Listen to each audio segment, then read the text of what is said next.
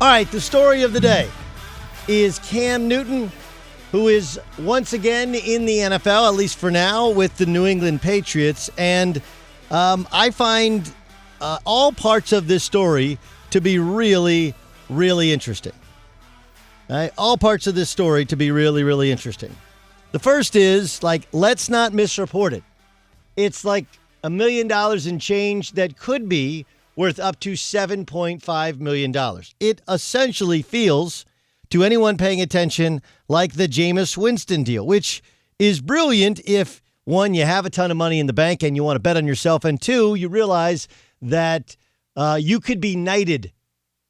You could be knighted by the kingdom of Belichick. And as much as people want to say, hey, what has his assistants really gone out and done?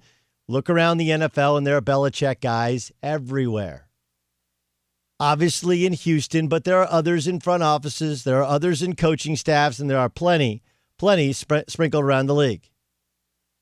And the questions about Cam are really, really simple.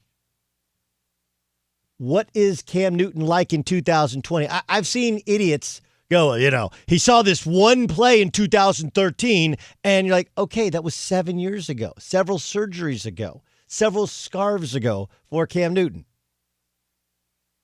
Look, there's some weird parts about it, right? Like he is big on the post-game press conference and what he's wearing, but in many ways, so is Brady. The styles may be different, but the attention to detail is very much the same. And I'm just interested by it. Like, look, this is the reason he wasn't in the league is the same reason Kaepernick wasn't in the league, is the same reason lots of these starters fall out of the league. Are you willing to take pennies and to either fight for a starting spot or become a viable backup and rehabilitate your career? That's really what it comes down to. It's truly that simple. And to people who say Cam Newton won't fit in the Patriots system, that's the beauty of the Patriots system, is that they changed, not just from season to season, but game to game. I mean, the easiest example of this, and Patriot fans, and frankly, I think Colt fans know this as well. You go back a couple years ago when Tom Brady was suspended for the first 4 games of the season. Jimmy Garoppolo was the starting quarterback. He got hurt, and against the Houston Texans, Jacoby Brissett became the starting quarterback, and this was Brissett, 3rd-round pick out of Mississippi State, and they ran basic high school, college zone read look, option look, anything to protect him from getting back and reading a defense. The same can be true from Cam Newton. Look, we all want Cam Newton to be what he was 5 years ago athletically. He's probably not, but that doesn't stop the Patriots from wanting to use him some that way. There are few, if any, running, throwing quarterbacks who have been as effective as the former league MVP. And it's a style that traditionally doesn't last. Now, the other big question is, and it goes back to his body, what does his throwing mechanics look like? Because he tried to change his mechanics after shoulder surgery to below average results. But it's really hard when you're 30 years old to relearn how to throw a football. But that's what he's been doing. And now he's got to learn an offense without being in meeting rooms, without having OTAs. We don't know when they'll get back in New England and throw the football with teammates. And to people who think that Cam Newton is absolutely, positively going to be the starting quarterback, this is Albert Breer on The Herd earlier today. I don't think they're going to hand the job to Cam Newton. That said, I think Cam's clearly the favorite for the job now. They're going to make him earn it. They basically spent the entire offseason preparing Jarrett Stidham to be the starter. Now on the doorstep of training camp, they're giving him competition. They can continue to develop him. Maybe he wows you. If he doesn't, you've got a great answer for right now. And either way, you're throwing multiple darts at the dartboard. Don't forget, that's how the Seahawks found Russell Wilson. Right. Like people forgot that Matt Flynn was signed to a 3-year deal, light on the money, They drafted Russell Wilson in the 3rd round. Russell Wilson straight up beat him out. And Jarrett Stidham should have the upper hand because he knows the system, as opposed to Cam Newton, who's played in a couple of different systems, most recently Norv Turner's system in Carolina. But the jargon, the lingo, the depth of playbook knowledge is going to be completely different. I understand that we're going to sit here and go, what, a former MVP? But look, there are lots of former MVPs in the National Football League. Matt Ryan it's not like he's going to lose his job. Lamar Jackson, I've told you, most people in the NFL just don't know how long that style lasts. And Cam Newton, who is the biggest, baddest, strongest dude to ever play that way, and his body broke down. No one knows what Cam Newton really looks like as a football player.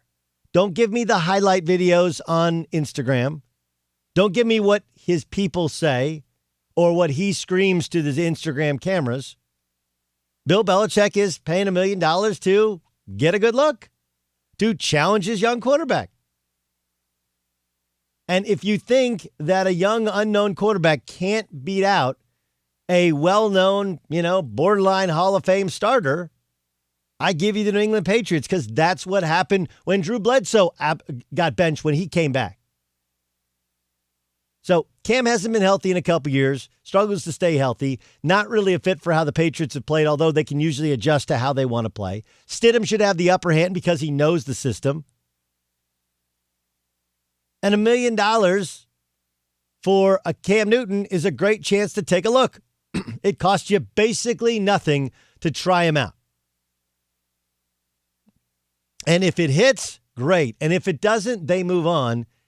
Do people remember that it wasn't just Antonio Brown, Albert Haynesworth, and others have been rehab projects to some success, Randy Moss, and others, and some failure, Albert Haynesworth. So if Cam Newton was right, if he's fully healthy, if he can throw a football, great. Great. But can he learn a new system? Can he be accurate with his new throwing motion? Can he pick it up without OTAs? And does Jarrett Stidham have that ability to take his game to another level when he's challenged by somebody not just like Brian Hoyer, but also by Cam Newton? I'd agree. It's not a locked up cinch. Anyway, well, I can't believe how little they paid him. You're worth what someone's willing to pay you.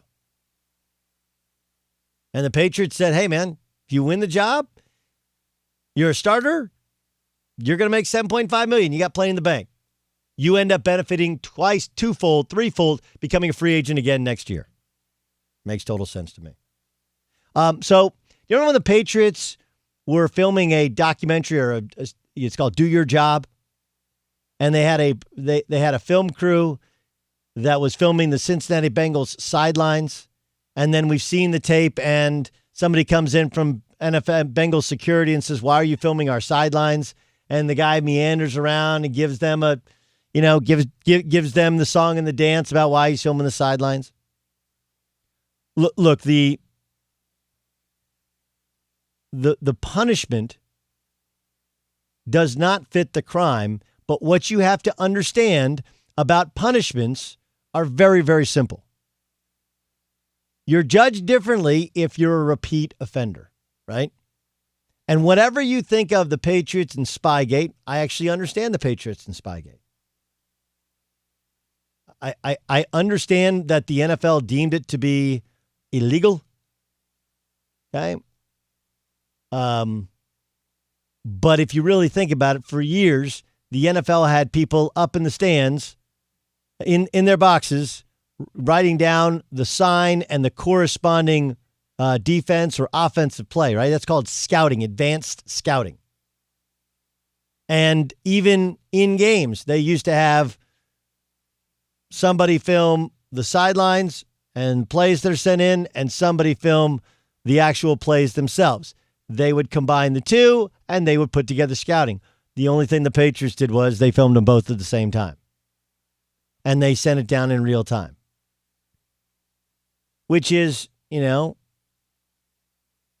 genius. It's classic Patriots in that the Patriots have always known exactly where the gray area is. If you remember, When they got caught with Deflategate in the playoffs, that was the week after they took on the Baltimore Ravens in the playoffs. Do you guys remember what happened in that Baltimore Ravens playoff game? They used a couple of funky sets, tackle-eligible sets, and confused the Patriots defense. Confused the Ravens defense. And the Ravens were complaining afterwards, and Tom Brady said, you guys should read the rule book. You guys remember all this? Okay. Go back in and look. The Colts head coach at the time had come from the Baltimore Ravens, and he just happens to be the one who turns in the New England Patriots the very next week. Come on, man. I was born at night, not last night. Pretty simple to see what happens. The Ravens called the Colts and said, yeah, man, these guys are dirty. They're using illegal plays. They're stretching the rule book. But you know what? Those footballs don't have enough air. Have them check them out. The problem is not what was done in Cincinnati. It would be really, really hard to think that the Patriots were trying to cheat in order to beat the Cincinnati Bengals. But when you've been convicted, not just in the court of public opinion, but you've been convicted by the NFL twice over, Spygate, Deflategate, you're going to get a punishment that's way more severe. And this is the way it works in life. Right? You know, if you already have a misdemeanor against you and you're accused of the same crime several times over, you're going to get most misdemeanors, you walk on it. You can write a check. It can go away, but you might serve jail time if you're a repeat offender. Do I think the Patriots are the worst? No. I think the Patriots are brilliant in the fact that they study the rule book, they know the rules, they know the gray area, and they believe they are not actually breaking the rules. And I also think that sometimes there are people who, for whatever reason, they try and act in the best interest of the team, even though they're not acting in the best interest of the team. So you'd say, Gottlieb, you're a Patriots apologist. No, I'm not a Patriots fan at all. I wish I was a Patriots fan. I wish my team was that good, that smart, that invested, found a way to win that long, and found a way to balance their checkbook all the time. I wish I was. I am not. But I'm telling you the reality of it is most people in the NFL go like, yeah, those guys push the envelope. They know exactly where the gray area is, and that's where they live.